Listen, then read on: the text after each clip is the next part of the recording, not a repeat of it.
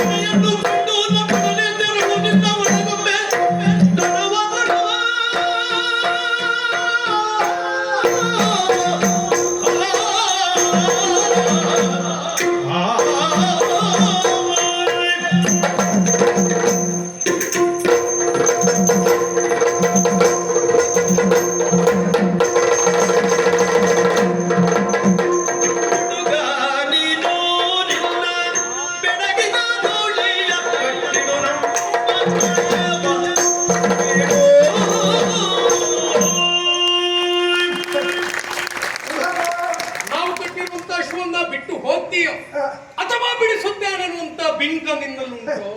ಅಲ್ಲಿಂದಲೇ ಪ್ರಾರಂಭ ಆಯ್ತು ಹ. ಹುಡುಗಾಟಿಕೆ. ಹ. ಇಲ್ಲದೆ ಇದ್ರೆ ಹ್ಮ್. ನಿನ್ನ ಮಾತಿಗೊಂದು ಅರ್ಥ ಉಂಟು. ಮಗು ಓ. ಬಿಟ್ಟು ಬೋಪೆಯು ಹ. ಬಿಡಿಸುವೆನೆಂಬ ಬಿಂಕವು ಹಿಂಕ. ಬಿಂಕದಲ್ಲಿ ಬಂದಾಗಲೇ ಹ. ನಿನಗೆ ಅರ್ಥ ಆಗಬೇಕಿತ್ತು. ಹ್ಮ್. ಈತ ಹ. ಖಂಡಿತ ಬಿಟ್ಟು ಹೋಗುವುದಲ್ಲ. ಹ. ಬಿಟ್ಟು ಹೋಗುವ ಹ್ಮ್. ಬಿಂಕದಲ್ಲಿ ಬರುವುದೇ ಇಲ್ಲ. ಹ. ಇದು ಅರ್ಥ ಆಗಬೇಕಿತ್ತು. ಹ್ಮ್. ಅರ್ಥ ಆಗಲಿಲ್ಲ. ಹ. ಯಾಕೆ? ಹ. ಹುಡುಗಾಟಿಕೆ. ಹ. ನಿಮಗೆ ಕೆಲವೊಂದಿಷ್ಟನ್ನು ಆಡಬೇಕು ಅಂತ ಅನ್ನಿಸ್ತದೆ, ಹ. ಕೆಲವೊಂದಿಷ್ಟನ್ನು ಹ್ಮ್. ಮಾಡಬೇಕು ಅಂತ ಅನ್ನಿಸ್ತದೆ. ಸರಿ. ನಾವು ಏನು ಆಡ್ತಾ ಇದ್ದೇವೆ ಹ. ಅದರ ಅರ್ಥ ಗೊತ್ತಿರುವುದಿಲ್ಲ. ಹ್ಮ್. ನಾವು ಏನು ಮಾಡ್ತಾ ಇದ್ದೇವೆ ಹ್ಮ್. ಅದರ ಪರಿಣಾಮ ಗೊತ್ತಿರುವುದಿಲ್ಲ. ಹ. ಕಾರಣ ಹ್ಮ್. ಹುಡುಗಾಟಿಕೆ ವಯಸ್ಸು. ಮಗು, ಓ. ನೀನು ಹ. ನಿನ್ನ ಅಪ್ಪನಿಗೆ ಹಿರಿಯ ಮಗನಾಗಿರಬಹುದು, ಹ್ಮ್. ಆದರೆ ವಯೋಮಾನದ ನೆಲೆಯಲ್ಲಿ, ಹ್ಮ್. ವರ್ತನೆಯ ನೆಲೆಯಲ್ಲಿ, ಹ. ನೀನು ಆಡಿದ ಮಾತಿನ ನೆಲೆಯಲ್ಲಿ ಹ್ಮ್. ನೀನು ಹ್ಮ್. ಹುಡುಗ ಎನ್ನುವ ತೀರ್ಮಾನಕ್ಕೆ ನಾನು ಬರ್ತಾ ಇದ್ದೇನೆ. ಮದುವೆಯೂ ಆಗಿರಬಹುದು, ಹ್ಮ್. ಸಂತಾನ ಆಗಿದೆಯೋ ಇಲ್ವೋ ಗೊತ್ತಿಲ್ಲ, ಹ. ಅವಕಾಶ ಇರಬಹುದು. ಹ್ಮ್. ಆದರೂ ಹುಡುಗ ಯಾಕೆ? ಹ್ಮ್. ಎರಡು ಕಾರಣ. ಹ. ಒಂದು ಹ. ನಮ್ಮ ಜೀವನಾನುಭವ, ಹೌದು. ಮತ್ತೊಂದು ಹ್ಮ್. ನಮ್ಮ ವಯೋಮಾನ. ಹೌದು. ಈ ನೆಲೆಯಲ್ಲಿ ನೀನು ಹುಡುಗನೇ. ಹ. ನಾನು ನಿನ್ನಲ್ಲಿ ಕೇಳ್ತೇನೆ, ಏನು? ಸೃಷ್ಟಿ ಅರ್ಜುನ ಎಂಬವನೇ ನೀನು ಹೌದು. ಖಡಾಖಂಡಿತವಾಗಿ ಹ. ತೀರ್ಮಾನಿಸಿ ಹೇಳಿಬಿಟ್ಟೆ. ಹ್ಮ್. ಅಂದ್ರೆ ಹ. ನನ್ನ ಪೂರ್ವಾಪರವನ್ನು ಚೆನ್ನಾಗಿ ಅಧ್ಯಯನ ಮಾಡಿದವನಿದ್ದಿ. ಹೌದು. ಅಧ್ಯಯನ ಮಾಡಿದವ ಹೌದು, ಹ್ಮ್. ನಮಗೆ ಸ್ವಲ್ಪ ಸಂದೇಹ ಬರ್ತದೆ. ಯಾಕೆ? ಹೌದು ಅಂತಾದ್ರೆ ಹ. ಅಧ್ಯಯನ ಮಾಡಿದವನಿಂದಲೂ ಇಂತಹ ಪ್ರಶ್ನೆ ಬರುವುದಕ್ಕೆ ಸಾಧ್ಯವೋ ಎನ್ನುವ ಪ್ರಶ್ನೆ ಮೂಡುತ್ತದೆ. ಹ. ಮಗು, ಹ್ಮ್. ನೀನು ಎಂದಾದರೂ ದೇವಲೋಕಕ್ಕೆ ಹೋಗಿದ್ದೀಯಾ? ಹ್ಮ್. ಹೋಗಿದ್ದಿ ನೀನು? ಹ. ಎಂದಾದ್ರೂ ದೇವಲೋಕಕ್ಕೆ ಹೋಗಿದ್ದೀಯಾ? ದೇವಲೋಕ. ಹಾ. ದೇವಾಲಯಕ್ಕೆ ಹೋಗಿದ್ದೇನೆ, ಅಲ್ಲೇ ದೇವಲೋಕ ಅಂತ ನಿನ್ನ ತಿಳ್ಕೊಂಡು. ತಲೆ ಎಲ್ಲೂ ನಾನು ದೇವಲೋಕ ಹೇಳ್ತೇನೆ. ದೇವಾಲಯಕ್ಕೆ ಹೋದ ಅಲ್ಲೇ ದೇವಲೋಕ ಅಂತ ತಿಳಿದ್ದೆ. ನೀನು ದೇವಾಲಯಕ್ಕೆ ಹೋದಾಗಲೂ ದೇವಲೋಕ ಅಂತ ತಿಳಿಬಹುದು, ಹ. ಬೇರೆ ಎಲ್ಲಿಯಾದ್ರೂ ಹೋದ್ರು ದೇವಲೋಕ ಅಂತ ತಿಳಿಬಹುದು. ಹ್ಮ್. ಅದು ಮುಖ್ಯ ಅಲ್ಲ. ಹ. ದೇವಲೋಕಕ್ಕೆ ನೀನು ಹೋಗಿದ್ದೀಯಾ? ಇಲ್ಲ. ನಿನ್ನ ಅಪ್ಪ ಹೋದದ್ದೇನಾದ್ರೂ ಗೊತ್ತಾ? ಛೆ. ಇಲ್ಲ. ಬೇಡ, ನಿನ್ನ ಅಜ್ಜ ದೇವಲೋಕಕ್ಕೆ ಹೋದ ಇತಿಹಾಸ ಉಂಟಾ? ನಮಗೆ ಇಲ್ಲ. ಪಾತಾಳಕ್ಕೆ ಹೋಗಿದ್ದೀಯಾ?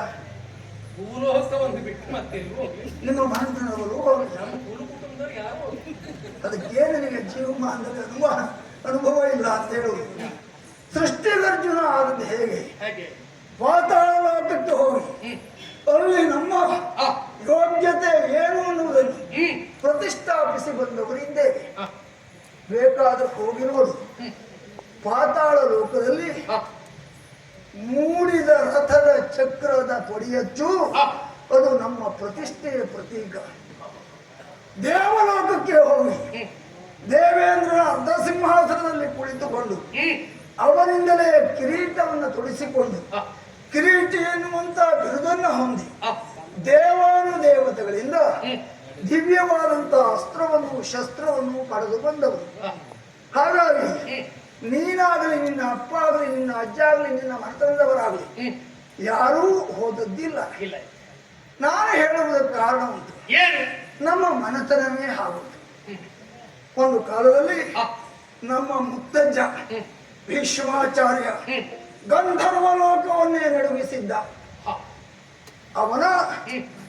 ವಿಚಿತ್ರ ವೀರ್ಯನ ತಮ್ಮನಾದಂತಹ ಚಿತ್ರಾಂಗದ ಎನ್ನುವ ಹ. ವಿಹಾರಾರ್ಥವಾಗಿ ಹೋದಂತಹ ಸಂದರ್ಭದಲ್ಲಿ ಹ. ಚಿತ್ರಾಂಗದ ಎನ್ನುವಂತಹ ಗಂಧರ್ವನಿಂದಲೇ ನಾಶವಾದ. ಹ. ಇದನ್ನ ತಿಳಿದ ನಮ್ಮ ಅಜ್ಜ ಹ್ಮ್. ಇಡೀ ಗಂಧರ್ವ ಲೋಕ ನಡುವಂತೆ ಪ್ರತಿಜ್ಞಾಬದ್ಧರಾದರು. ಹ. ಅವರು ಹ್ಮ್. ಶರಣಾಗತರಾದರು. ಹ. ದೇವವಾಣಿ ಒಳಗಿದ್ದು ಹ. ಮೂರು ಲೋಕದಲ್ಲಿಯೂ ಈತ ಅಜೇಯ. ಆದ್ದರಿಂದ ಹ್ಮ್. ದೇವಲೋಕದಿಂದಲೇ ಬದುಕನ್ನ ಪ್ರಾರಂಭಿಸಿ ಹ. ದೇವಾನು ದೇವತೆಗಳಿಂದ ಹ್ಮ್. ಬೃಹಸ್ಪತಿಯ ನೀತಿ, ಶುಕ್ರನಿಂದ ಶುಕ್ರ ನೀತಿ, ಹ್ಮ್. ಆಮೇಲೆ ಭಾರ್ಗವರಾಮರಿಂದ ಹ. ಶಸ್ತ್ರವಿದ್ಯೆ ಇದೆಲ್ಲವನ್ನು ಕರಗತ ಮಾಡಿಕೊಂಡು ಭೂಲೋಕದಲ್ಲಿ ಬದುಕನ್ನು ಕಟ್ಟಿಕೊಂಡವ ನಮ್ಮ ಅಜ್ಜ. ಇಷ್ಟು ಇತಿಹಾಸ ಉಂಟು. ಮತ್ತೆ ನಮ್ಮ ಪೂರ್ವಜರ ಅನೇಕರು ದೇವಲೋಕಕ್ಕೆ ಹೋಗಿ ದೇವೇಂದ್ರನ ಸ್ಥಾನವನ್ನ ಅಲಂಕರಿಸಿ ಬಂದವರಿದ್ದಾರೆ. ಬರೀದೇ ಹೇಳಿದ ಮಾತಲ್ಲ, ಈ ಅರ್ಜುನಲ್ಲಿ ಇದ್ದಂತ ಅಸ್ತ್ರಶಸ್ತ್ರ ಸಂಚಯಗಳೆಷ್ಟು. ಈಗ ನಾನು ಬಾಣ ಪ್ರಯೋಗ ಮಾಡಿ ಮಳೆ ಬರುವಂತೆ ಮಾಡ್ತೇನೆ. ನಿನ್ನಿಂದ ಅದು ಸಾಧ್ಯವೋ ಕಲಿಯಲಿಲ್ಲ, ನಿಮ್ಮ ಗುರುಗಳೇ ಹೇಳಿಕೊಡ್ಲಿಲ್ಲ. ರಾತ್ರಿಯ ಹೊತ್ತಿನಲ್ಲಿ ಕೇವಲ ಹಿಡಿದ ಕೊಳ್ಳಿಗೆ ಆಗ್ನೇಯಾಸ್ತ್ರವನ್ನು ಅಭಿಮಂತ್ರಿಸಿ ಗಂಧರ್ವನೊಬ್ಬರನ್ನು ಗಾರು ಬೆಳೆಸ್ತೇನೆ. ಅವರಿಂದಲೇ ಚಾಕ್ಷುಷಿ ವಿದ್ಯೆ, ಆಮೇಲೆ ಅದೃಶ್ಯವಾಗಿ ಬಾಣ ಪ್ರಯೋಗ ಮಾಡಿದಾಗ ಅವ ಎಲ್ಲಿದ್ದಾನೆ ಅಂತ ನೋಡಿ ಅವನಿಗೆ ತಾಗುವಾಗೆ ಬಾಣ ಪ್ರಯೋಗ ಮಾಡುವಂತ ವಿಶಿಷ್ಟವಾದ ವಿದ್ಯೆಯನ್ನು ಕರಗತ ಮಾಡಿಕೊಂಡವು. ನೀನೆಲ್ಲಿಯಾದರೂ ಅದನ್ನು ಸಂಪಾದಿಸಿದ್ದುಂಟ? ಕೇಳಿದ್ರೆ ಪ್ರಯೋಜನ ಇಲ್ಲ. ಯಾಕಂದ್ರೆ ಪುಸ್ತಕ ಓದುವುದರಿಂದ ಕೇಳುವುದರಿಂದ ಪುಸ್ತಕದ ಬದನೆಕಾಯಿ ಪದಾರ್ಥ ಬರುವುದಿಲ್ಲ. ನೀನೆಲ್ಲೂ ಪದಾರ್ಥ ಮಾಡಿದ್ದಿಲ್ಲ. ಯಾವುದೂ ಬೇಡ, ದೇವಲೋಕವೂ ಬೇಡ, ಪಾತಾಳ ಲೋಕವೂ ಬೇಡ, ಭೂಲೋಕದ ಬೇರೆ ಯಾವುದಾದ್ರೂ ಕಡೆಗೆ ಹೋಗಿ ಯುದ್ಧ ಮಾಡಿದ್ದುಂಟ? ಅದೂ ಇಲ್ಲ, ಅದು ಬೇಡ. ನಿಮ್ಮ ಈ ನೆಲದಲ್ಲಿ ಚಂಪಕಾವತಿ ನಾಡಿನಲ್ಲಿ ಈ ಹಿಂದೆ ಎಲ್ಲಿಯಾದ್ರೂ ಯುದ್ಧ ಮಾಡಿದ್ದುಂಟ? ಇದು ಪ್ರಥಮ. ಮತ್ತೆ ಹುಡುಗಾಟಿಕೆ ಅಲ್ಲದೆ ಮತ್ತೆ ಏನೂ ಗೊತ್ತಿಲ್ಲದೆ ಹೋದವ ಬಿಟ್ಟು ಪೋಪೆಯೋ ಬಿಡಿಸುವನೆಂಬ ಬಿಂಕವೋ ಥಟ್ಟನೆ ಹೇಳುವುದು. ಅದಕ್ಕೆ ಥಟ್ಟನೆ ಹೇಳುವುದಕ್ಕಾಗುವುದಿಲ್ಲ ಅಂತ ಹೇಳಿದ್ದೆ. ಇದು ಸೂಕ್ಷ್ಮವಾಗಿ ಸ್ವಲ್ಪ ವಿಷಯ ನನಗೆ ಮನದಟ್ಟಿದ ಆಗ್ಲಿ ಅಂತ ಇಷ್ಟು ಹೊತ್ತು ಹೇಳಿದೆ. ಹೇಳುವುದಕ್ಕೆ ಹೋದ್ರೆ ಒಂದು ದಿವಸ ನಿನ್ನ ಆಯುಷ್ಯವೇ ಸಾಕಾಗ್ಲಿಕ್ಕಿಲ್ಲ. ಹಾಗ ಹೇಳುವುದಕ್ಕೆ ನಮ್ಗೆ ಕುತೂಹಲ ಉಂಟು. ನಿನ್ನ ಕುತೂಹಲ ಉಂಟು, ಆಯುಷ್ಯ ನಿನ್ಗೆ ಸಾಕಾಗುದಿಲ್ಲ ಅಂತ ಹೇಳಿದೆ. ಅಲ್ಲ ಈಗ ಬೇಡ ಅಂತ ಹೇಳಿದ್ರೆ ಈಗೇ ಮುಗಿದೋದಿತ್ತು. ಆದ್ರಿಂದಲೇ ಬೇಡ ಮಗು, ಯಾಕೆ ಹುಡುಗಾಟಿಕೆ ಅಂತ ಹೇಳ್ತೇನೆ? ಯಾಕೆ? ನೀನು ಮಾಡಬೇಕಾದ ಇದಲ್ಲ, ಆಡಬೇಕಾದ ಇದಲ್ಲ. ಬಿಟ್ಟು ಬೋಪೆಯೋ ಬಿಡಿಸುವೆನೆಂಬ ಬಿಂಕವು ಥಟ್ಟನೆ ಕೇಳು ಅಂತ ಹೇಳುವುದೇ ಅಲ್ಲ. ಯಾವುದನ್ನು ಬಿಚ್ಚಿಡಬೇಕು ಅದನ್ನು ನೀವು ಕಟ್ಟಿಡ್ತೀರಿ, ಯಾವುದನ್ನು ಕಟ್ಟಿಡಬೇಕು ಅದನ್ನು ಬಿಚ್ಚಿಡ್ತೀರಿ. ನೀವು ಹುಡುಗರ ಮಕ್ಕಳು ತಪ್ಪುವುದೇ ಅಲ್ಲಿ. ನೀನು ಬಿಚ್ಚಿಡಬೇಕಾದದ್ದು ಯಾವುದನ್ನು? ಯಾವುದನ್ನು? ಮಾತನ್ನಲ್ಲ, ಕುದುರೆಯನ್ನ ಬಿಚ್ಚಿಡಬೇಕು. ಕಟ್ಟಿಡಬೇಕಾದ ಯಾವುದನ್ನು? ನೀನು ಈ ಮೊದಲು ಬಿಚ್ಚಿಟ್ಟ ಮಾತನ್ನು. ಹಾಗೆ ಮಾಡಿದೆ ಅಂತಾದ್ರೆ ಕುದುರೆಯನ್ನ ಕೊಟ್ಟು ನೀನು ಶರಣಾಗತನಾಗಿ ಕಪ್ಪಗಾಣಿಕೆಯನ್ನು ಒಪ್ಪಿಸಿದೆ ಅಂತಾದ್ರೆ ಹಾಗೆಂತ ನಾನು ಸುಮ್ಮನೆ ಬಿಡುವುದಿಲ್ಲ. ಕಪ್ಪಗಾಣಿಕೆ ಕೊಡು, ಒಟ್ಟು ಇಷ್ಟು ಅಂತ ನಾವು ಹೇಳುವುದಿಲ್ಲ, ಬಾಯಿ ಬಿಟ್ಟು ಹೇಳುವುದೇ ಇಲ್ಲ, ಕೆಲವು ಕಡೆ ತೆಗೆದುಕೊಳ್ಳುವುದಿಲ್ಲ. ಹಾಗಾಗಿ ನಿಮ್ಮ ಯೋಗ್ಯತಾನುಸಾರವಾಗಿ ಕೊಡಿ. ಯಾಕೆಂದ್ರೆ ನೀವು ಕೊಟ್ಟರೆ ನಮ್ಗೆ ಎಷ್ಟು ಕಾದೀತು. ನಮ್ಮ ಹಸ್ತಿನಾವತಿಯ ಒಂದು ಹೊತ್ತಿನ ಔತಣಕ್ಕೂ ಸಾಕಾಗಲಿಕ್ಕಿಲ್ಲ. ಆದ್ದರಿಂದ ನೀವು ತಿಳಿದುಕೊಡಿ, ಯಾಕಂದ್ರೆ ಗೌರವಾರ್ಥವಾಗಿ.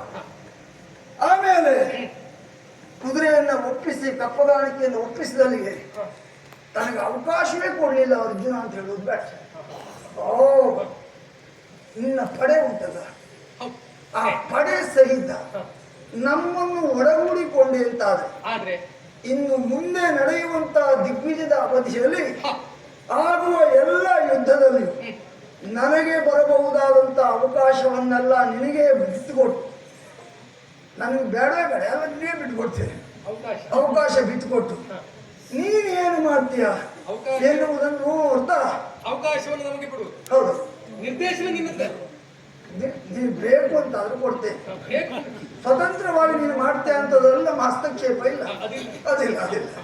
ಆದ್ರಿಂದ ಇಷ್ಟನ್ನು ಮಾಡಿದೆ ಅಂತಾದ್ರೆ ಆವಾಗ ನಾನು ಬಿಟ್ಟು ಹೋಗ್ತೇನೆ. ಯಾವುದನ್ನು? ಯುದ್ಧ ಮಾಡಿ ನಿನ್ನನ್ನು ಬಡಿಯುವುದನ್ನು ಬಿಡ್ತೇನೆ ಅಂತ.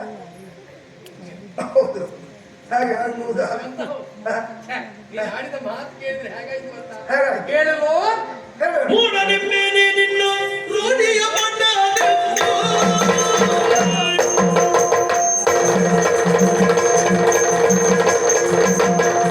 ಮೂಡಲಿದ್ದೇನೆ ನಿನ್ನ ರೂಢಿಯ ಬಣ್ಣದೆಂದು.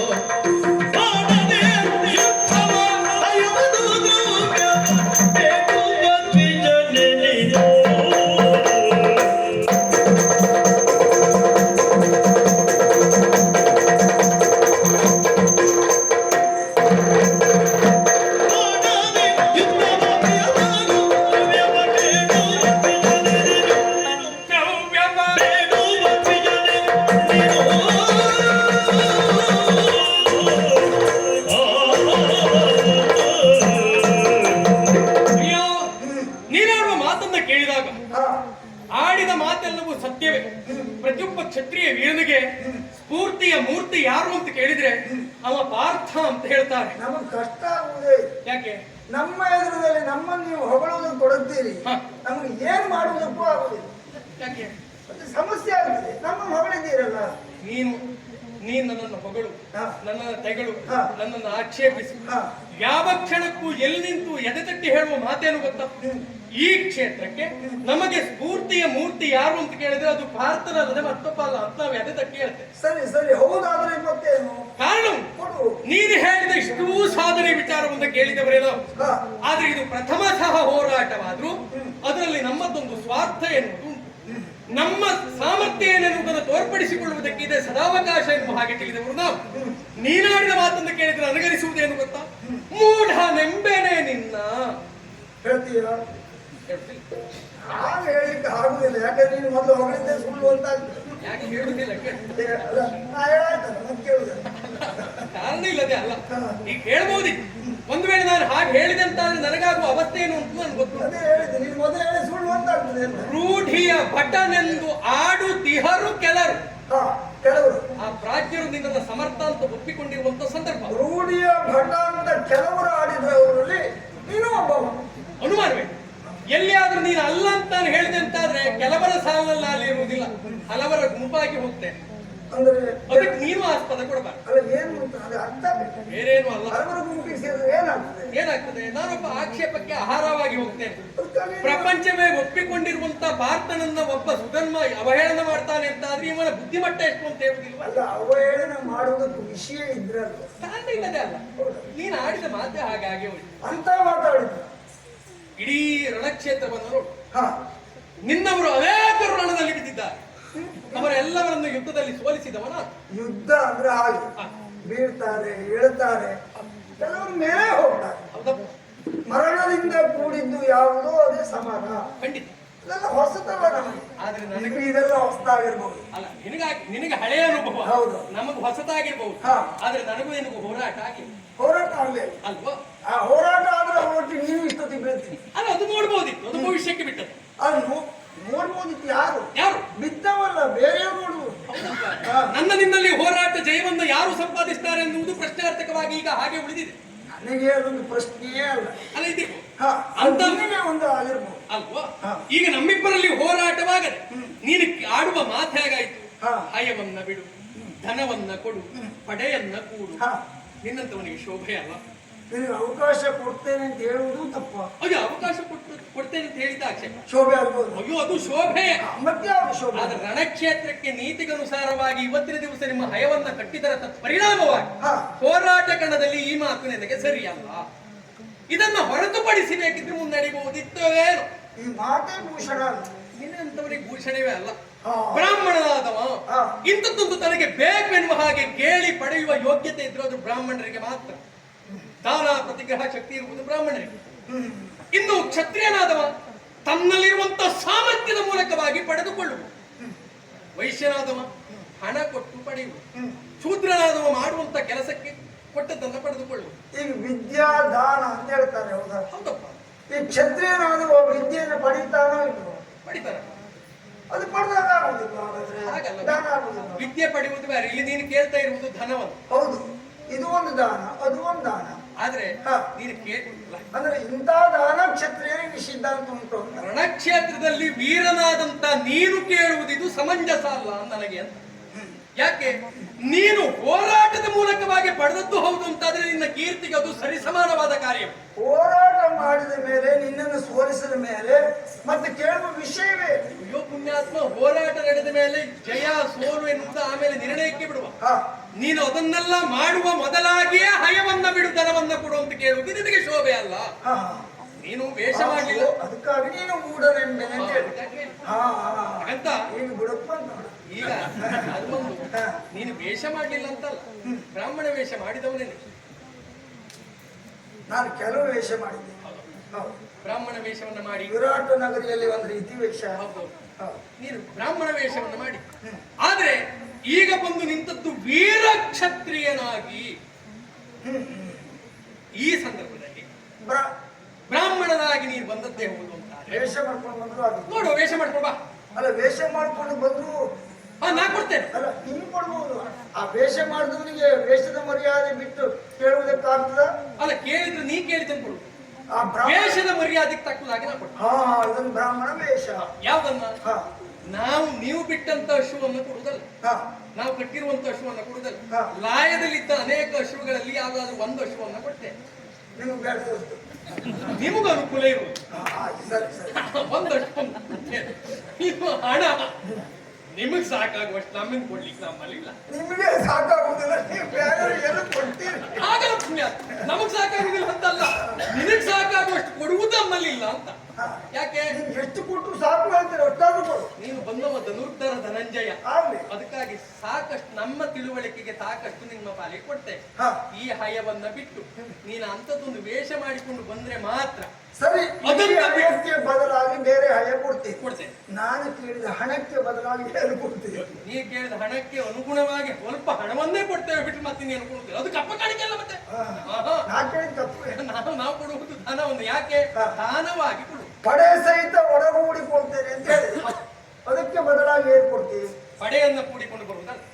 ಈ ಕ್ಷಣಕ್ಕ ಮನೆಯಲ್ಲಿ ಎಲ್ಲಾದ್ರೂ ನಮಗೂ ಅನುಕೂಲ ಇದ್ದಲ್ಲಿ ಬಂದು ಸೇರ್ಕೊಳ್ಳೋ ಬಿಟ್ರೆ ನೀನು ಹೇಳ್ದಾಗ ಕೊಡ್ತೀನಿ. ಹೀಗೆ ನಿನ್ನಂತವನಿಗೆ ಇದು ಶೋಭೆ ಅಲ್ಲ ಅಂತ ಮಾತಾಡುವುದು ನಿನಗೆ ಯೋಗ್ಯವಾದದ್ದಲ್ಲ. ಹೋರಾಟದ ಮೂಲಕವಾಗಿ ಪಡಿತಿ ಅಂತಾದ್ರೆ ಸುಧರ್ಮ ಯಾವತ್ತಿಗೂ ಸಿದ್ಧ. ನಾನು ಯಾಕೆ ಹೇಳಿದ್ದೇನೆ ಅಂದ್ರೆ ಅರ್ಥ ಆಗುದಿಲ್ಲ ನಿನಗೆ. ಭೂತಳದಲ್ಲಿ ಸಾರಿ ಕೊಲ್ಲೋ ಮೋದಿದು ಸಿದ್ಧ.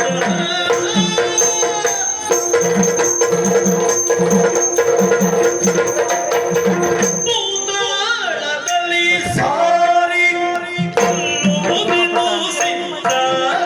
ರಾಜನೀತಿಯ ಧರ್ಮವಿದೋ, ರಾಜನೀತಿಯ ಧರ್ಮವಿದೋ.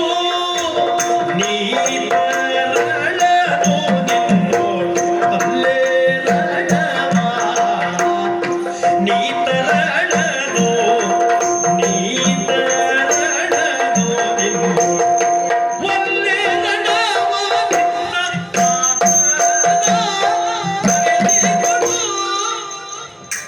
ನಿನ್ನ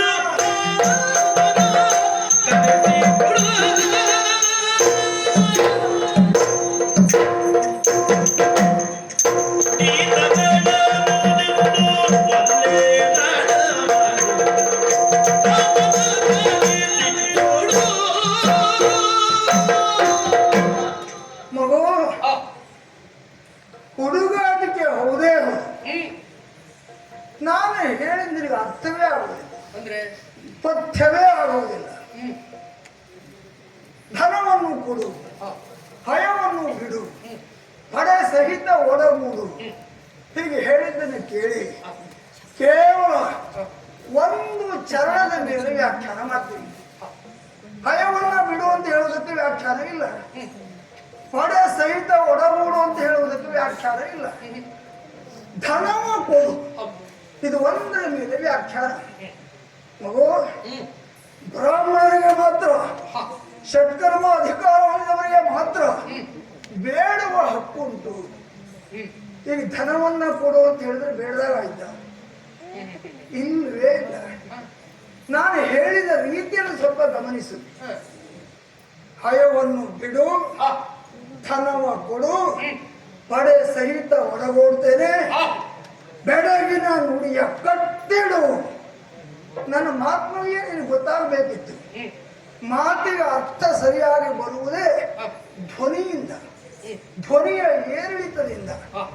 ಕೇಳುವುದಾದ್ರೆ ಅಯ್ಯ ಧನವನ್ನ ಕೊಡು, ಆ ಯಾಚನೆ ಧ್ವನಿಯಲ್ಲಿ ಹೇಗೆ ಗೊತ್ತಾಗ್ತದೆ? ಕೊಡ, ಇದು ಬೇಡದಾಗ ಆಗ್ತದ? ಆ ಬೇಡದವನು ಕೊಡು ಅಂತ ಹೇಳಿದ್ದಾರೆ, ಈ ಧ್ವನಿಯಲ್ಲಿ ಹೇಳಿದವನು ಕೊಡು ಅಂತ ಹೇಳಿದ್ದಾರೆ. ಬೇಡುವುದು ಅಂತ ಆಗ್ತದ? ಸೂಚನೆ, ವಿಜ್ಞಾಪನೆ, ಆಜ್ಞಾಪನೆ. ನಾನು ಆಜ್ಞೆ ಮಾಡಿದ್ದೇನೆ, ಹಿರಿಯನಾಗಿ ಗೌರವಯುತವಾಗಿ ನಿನ್ನನ್ನು ನಾನು ನಡೆಸಿಕೊಳ್ಳುವ ವಿಧಾನ ಇದು. ಆದರೆ ಅದನ್ನು ಅರ್ಥ ಮಾಡಿಕೊಳ್ಳದೆ ಮೂಢನೆಂಬನೆ ನಿನ್ನ ಹುಡುಗಿಯವರ ಭಟನೆಂದು ಆಡುತ್ತಿಯವರು ಕೆಲವರು. ಎಲ ಎಲ ಎಲ ಸೃಷ್ಟಿಕರ್ತನಿಗೆ ಮೂಢನೆಂಬೆನೆ ಎನ್ನುವ ಒಂದು ಭಾವನೆಯ ಮನಸ್ಸಿನೊಳಗೆ ಬಂತಲ್ಲ, ನನಗೆ ಅದೇ ಆಶ್ಚರ್ಯ ಆದದ್ದು. ಬಾಯಿ ಬಿಟ್ಟು ಹೇಳದೆ ಅಂದ್ರು ಒಂದು ಕ್ಷಣಕ್ಕಾದ್ರು ಆ ಯೋಚನೆ ಬಂದದ್ದು ಹೌದಲ್ಲ. ಮಗು, ನಮ್ಮ ಅನುಭವಕ್ಕೂ ನಿಮ್ಮ ಅನುಭವಕ್ಕೂ ಸಾಕಷ್ಟು ವ್ಯತ್ಯಾಸ. ನೀವೆಲ್ಲ ಏಕೋಪಾಧ್ಯಾಯದ ಶಾಲೆಯಲ್ಲಿ ಮುಖ್ಯೋಧ್ಯಾಪಕರು, ನಾವು ಬಹುಪಾಧ್ಯಾಯರಿರುವಂತಹ ಶಾಲೆಯಲ್ಲಿ ಮುಖ್ಯೋಧ್ಯಾಪಕರಾಗಿ ವಿಜೃಂಭಿಸಿದವರು.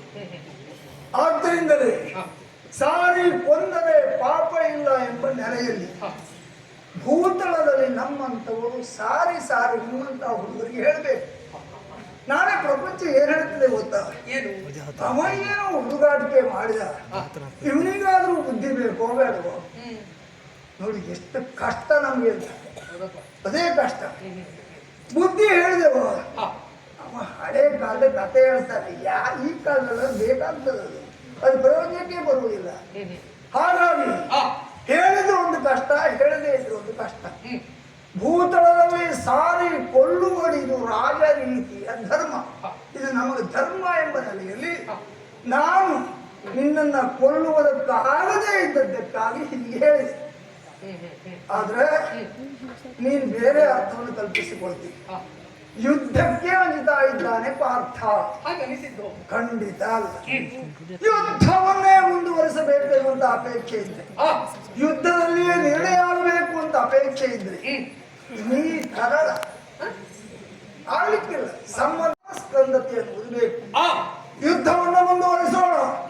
ಹಿರಿಯವರಾದಂತ ಅನುಭವಿಯಾದಂತ ನಿನ್ನ ತಾತನ ಕರೆಸಿಲ್ಲಿಗೆ ನೀರು ಮಾಡ್ಬೇಕಂತ ನನಗೆ ಗೊತ್ತು.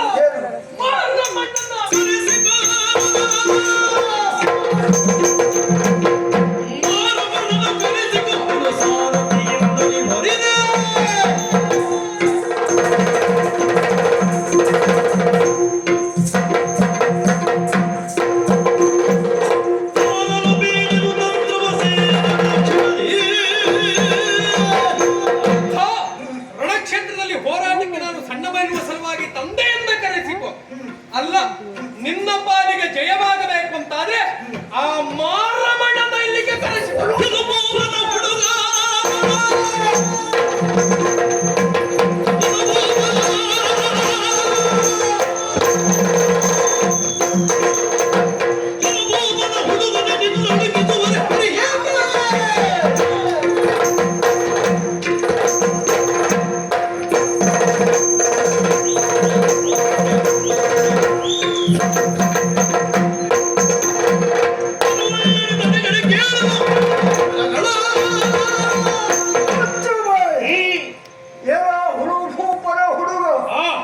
ಎಷ್ಟು ಸೊಪ್ಪು, ಎಷ್ಟು ಧೈರ್ಯ.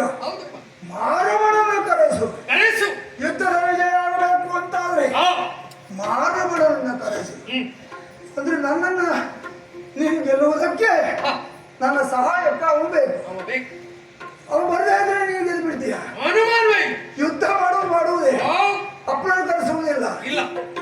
ಈ ಹುಡುಗರ ಮಕ್ಕಳಿಗೆ ಏನಾಗಿದೆ ಅಂತ ನೀನು ಅಂತಲ್ಲ, ಅನೇಕ ಹುಡುಗರಿಗೆ ಅರ್ಜುನನ್ನು ನೋಡಿದಾಗ ಒಂದು ಹೊಸ ಉತ್ಸಾಹ, ಹೋಗಿ ತಾಗಬೇಕು, ಗೆಲ್ಲಬೇಕು.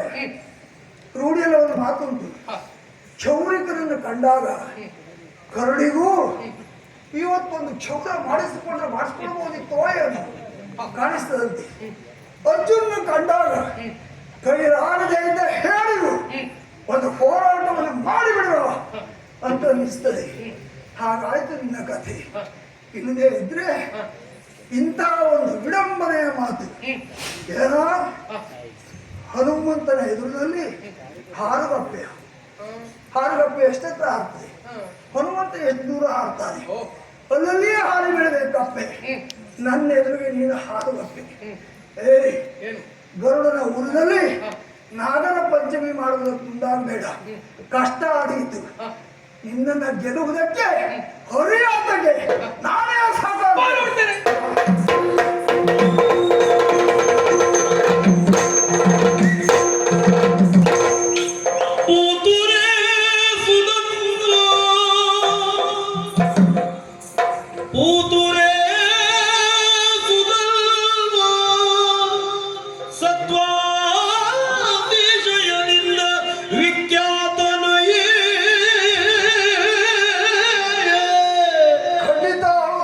ಮತ್ರಥವ ನೀ ತೆರೆದುಳೆಸೆಯುವರಂ ಪಾತಾಳ ಸುರನಿಲಯ ಭೂತಳದ ಪಟು ಭಟರ ರಾತುಳ್ ಕಾಣೆ ಇನ್ನು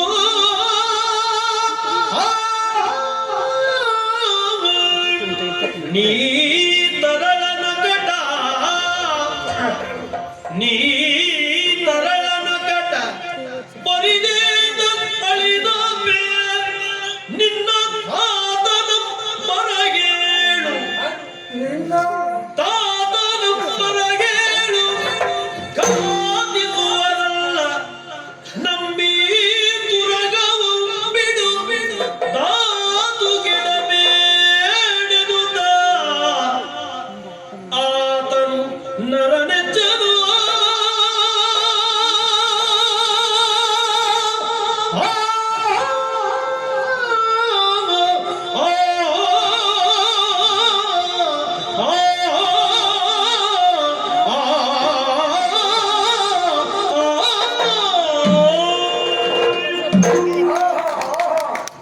ಕೂತುರೆ ಕೂತುರೆ ಸುಧಮ ಮೆಚ್ಚಿಬಿಟ್ಟೆ.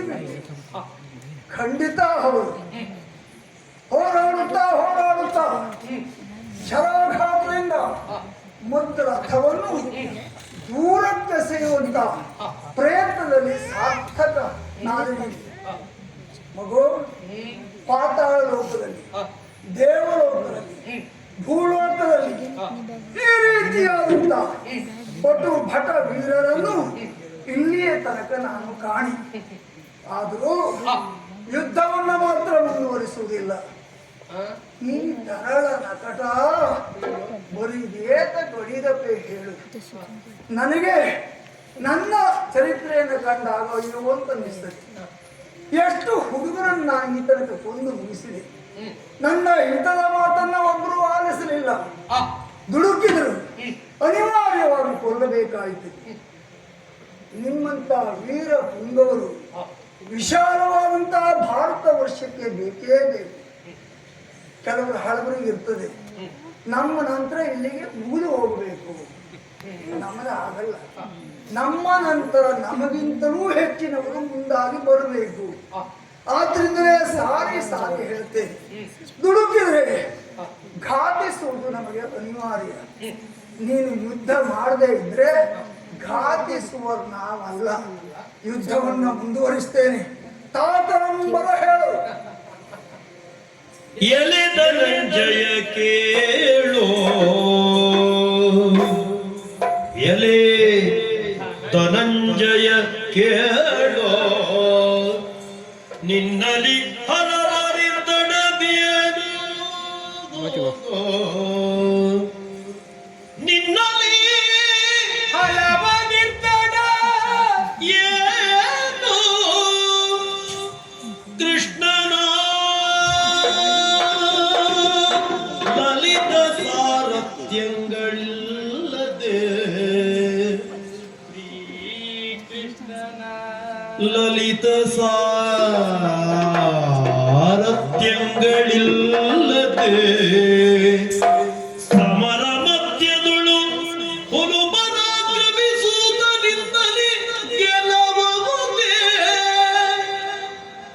ಈ ಹುಲುಬರಾಕ್ರಮಿ ಗೆಲುವುದೇ. ಈ ಮರಣದ ಪರಿಣಾಮ ಸದಿರುಗಡ ಹಸ್ತಿನಾಪತಿಗೆ ಗೊತ್ತಿರಲಿಲ್ಲ.